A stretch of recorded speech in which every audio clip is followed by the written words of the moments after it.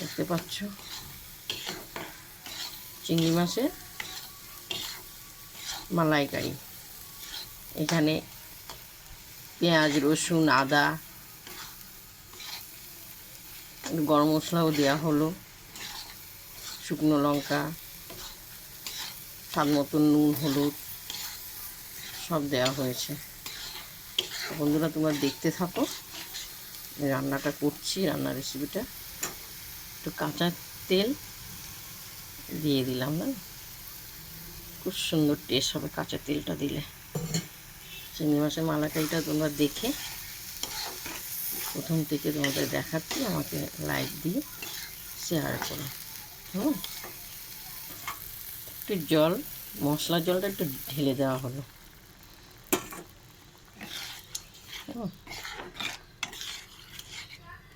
চিংড়ি মাছের মালাইকারি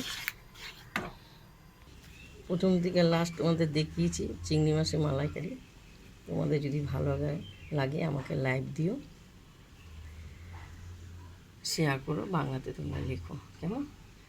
যোগমায়াদির বাড়িতে খেতে এসো। চিংড়ি মাছের মালাইকারি অসাধারণ অসাধারণ, কালারটা দেখতে পাচ্ছ খুব সুন্দর। এসো কেমন, খেতে এসো।